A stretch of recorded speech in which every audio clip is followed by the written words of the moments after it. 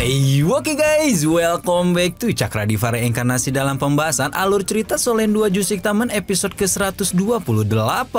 Seperti biasa, kita review dulu pembahasan alur cerita episode sebelumnya di mana Yuho telah pergi ke kota naga bersama dengan Nan QQ demi menemukan tambang logam langka yang tersembunyi di sana. Perjalanan berjalan dengan cukup lancar dan meskipun kota naga telah dikuasai oleh Kekaisaran Matahari Bulan, Yuho dan QQ masih bisa menerobos gerbang kota dengan aman sejahtera sentosa. Yuho sempat mencari info mengenai kota naga sebelum kemudian OTW ke lokasi tambang logam langka ketika dicegat oleh sektor Piton Gunung yang ternyata berkhianat dengan membela Kekaisaran Ryu. Nan QQ berhasil menggeprek beberapa anggota Piton Gunung sementara Yuho sudah melibas puluhan sisanya yang berada di dalam area tambang. Nah, di episode kali ini kita akan melihat petualangan Yuho di dalam tambang logam langka yang ternyata merupakan tempat kristal Dewa Es yang dapat mengembalikan ingatan dan kekuatan Sunu sekaligus membuat sang kaisar salju sebagai penguasa kutub utara bangkit kembali. Gimana cerita selengkapnya? Langsung aja kita terobos. Nan QQ hanya bisa terbagung-bagung melihat Yuho menghabisi begitu banyak anggota Piton Gunung dalam sekejap mata dan bertanya sudah berada di level berapakah pemuda yang sempat menjadi musuhnya di masa lalu tersebut. Yuho dengan jujur memberitahu bahwa dia telah mencapai level Master Roh Suci level 70-an dan sekali lagi membuat Nan QQ terkejut karena pada turnamen Master Roh tingkat lanjut pentolan Akademi Shrek itu masih merupakan Raja Roh dengan 5 cincin. Singkat cerita, Yuho dan Nan QQ telah sampai di sebuah mata air dingin yang menurut cerita turun-temurun Sekte Naga Bumi menyimpan goa dengan biji mineral langka di dalamnya. Meskipun bahkan Nan QQ pun belum membuktikan sendiri keberadaan tambang logam, Yuho dapat merasakan ada sebuah energi yang menariknya dan tanpa pikir panjang segera menerjunkan diri ke dalam mata air. Sembari menyelami mata air dingin kota naga ini, Yuho mengingat cerita Nan QQ tentang leluhur Sekte Naga Bumi yang pernah berhasil menyelami mata air tersebut dan menemukan goa dengan biji mineral yang menunjukkan sifat-sifat logam. Karena itu juga telah menjadi keyakinan turun-temurun Sekte Naga Bumi bahwa goa di dalam mata air adalah tambang. Namun sampai saat ini belum ada lagi orang yang berhasil mengeksplornya. Berhubung goa tersebut memiliki suhu dingin yang di luar batas kemampuan manusia biasa. Hal ini juga langsung dibuktikan oleh Yuho yang segera menggunakan tubuh pelindung Kaisar Es karena merasakan betapa energi alam atribut es di dalam mata air begitu murni bahkan hampir mendekati mata air dingin yang ada di mata air es api Yin dan Yang.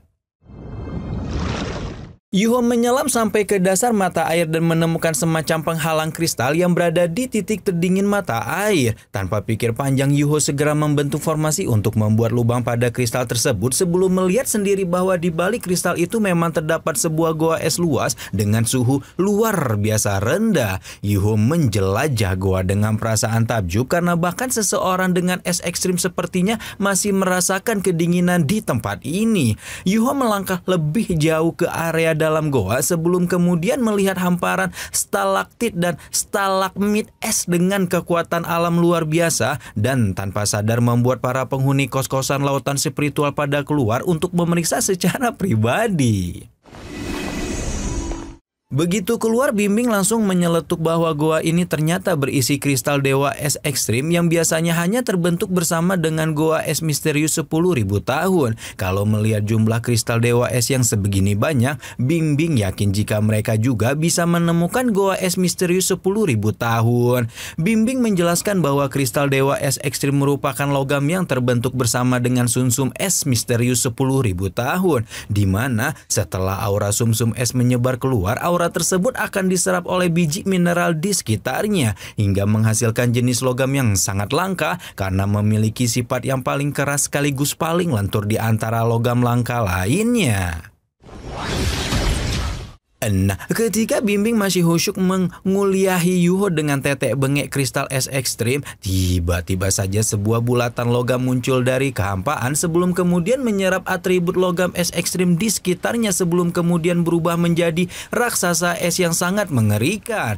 Bongkahan es hidup raksasa itu merupakan monster nol batas yang hidup dengan mengkonsumsi kristal dewa es ekstrim. Memahami bahwa mereka mengincar hal yang sama, Yuho pun segera bertindak untuk menghentikan raksasa nol batas karena dia tidak mungkin menyerahkan benda berharga ini pada siapapun. Sayangnya, tubuh raksasa nol batas sangatlah keras dan Yuho sama sekali tidak bisa melukainya sebelum mengikuti saran Bimbing dengan melapisi cakar emas gelap dengan atribut es ekstrim.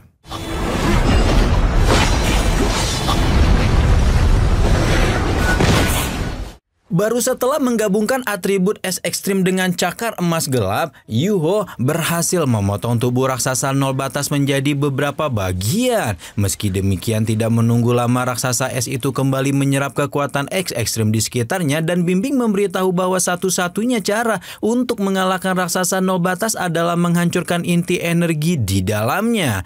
Yuho kemudian mengajak seluruh penghuni kos-kosan laut spiritualnya untuk bertarung melawan raksasa nol batas demi menguji coba sekuat apakah kekuatan dewa ekstrim yang sesungguhnya. Kalau Yuho sendiri yang bertindak, mungkin pertarungan ini akan menjadi sebuah perjalanan yang panjang. Namun berhubung dia didukung oleh 4 monster roh ratusan ribu tahun yang seluruhnya memiliki atribut es, Yuho pun berhasil menyudahi perlawanan raksasa nol batas dengan cukup mudah.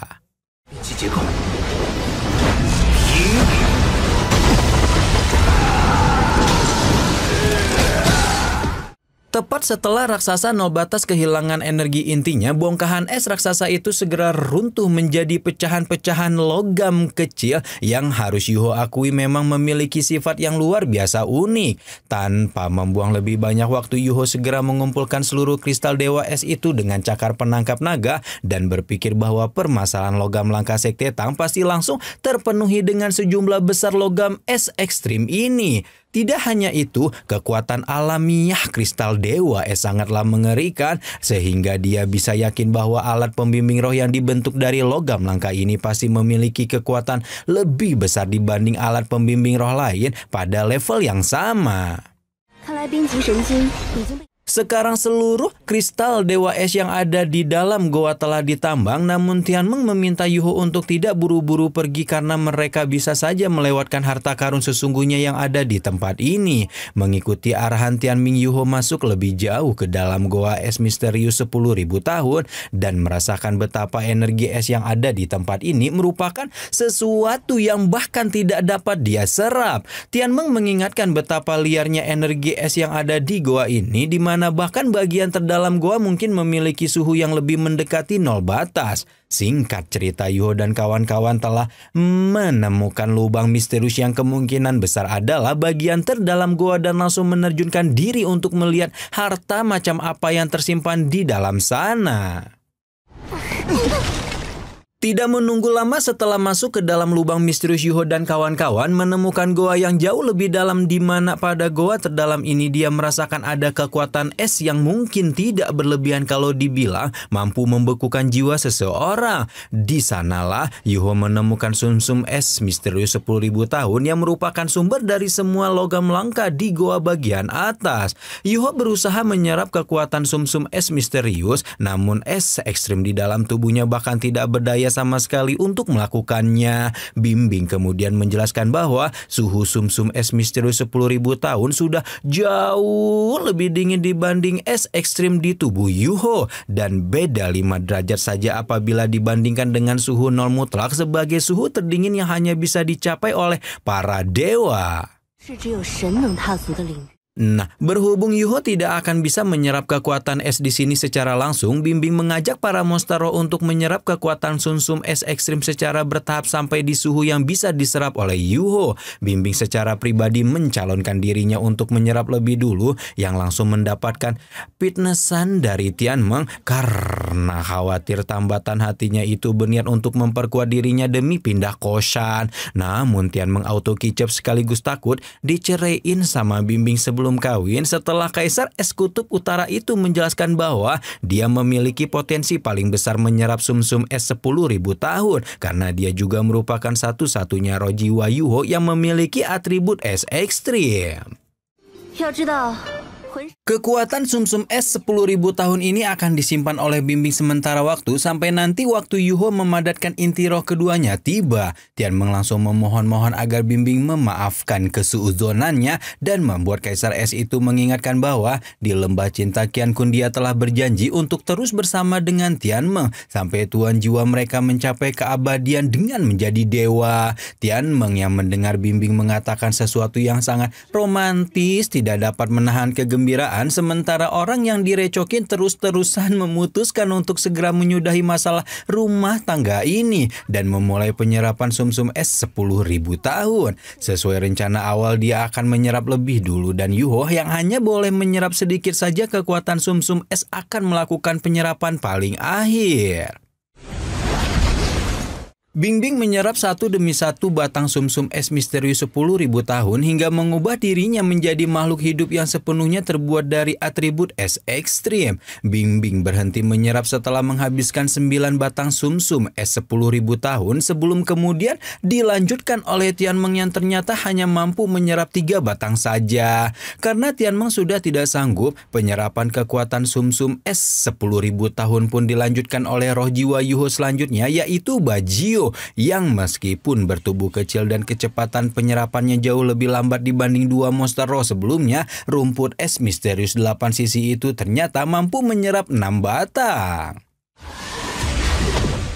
Setelah Bajio menyelesaikan penyerapan 6 batang sumsum es misterius 10.000 tahun, Sunu pun melanjutkan penyerapan sebagai roh jiwa terakhir sebelum Yuho menyerap secara pribadi. Hal yang mencengangkan terjadi ketika Yuho melihat kecepatan penyerapan Sunu bahkan lebih tinggi daripada Bingbing, dan hanya dalam beberapa waktu yang singkat gadis salju itu menyerap 13 batang sumsum es misterius 10.000 tahun. Gelondongan kristal es raksasa jatuh berserakan di bawah Sunu yang masih melayang di langit-langit goa ketika merasakan berbagai ingatan masa lalu mulai merasuki pikirannya. Ketika itu Yuho merasakan aura luar biasa kuat mulai meledak-ledak dari tubuh sang gadis salju, dan setelah kekuatan sumsum es ekstrim telah sepenuhnya terserap,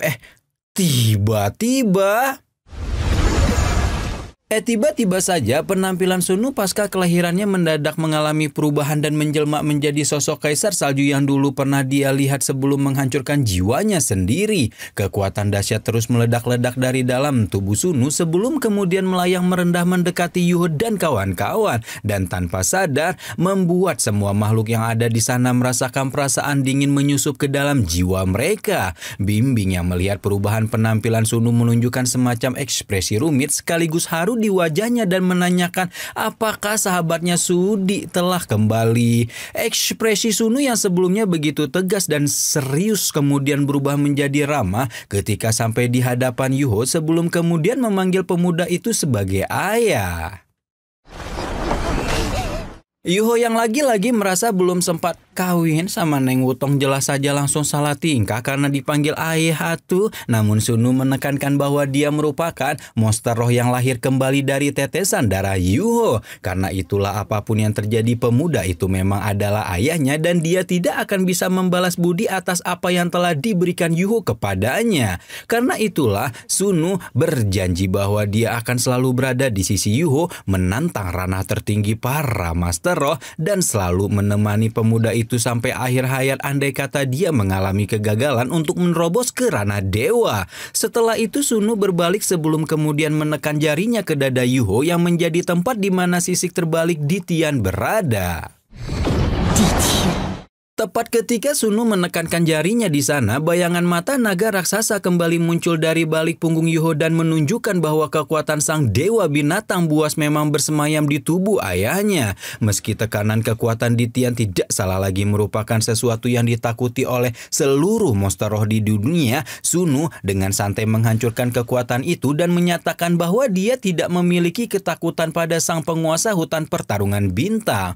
Meskipun dia tidak yakin sekuat apa Sunu Sunu apabila dibandingkan dengan Ditian, Yuho hanya bisa menahan napas berat ketika menyadari seperti inilah penampakan Sudi yang merupakan pemimpin tertinggi 3 penguasa kutub utara.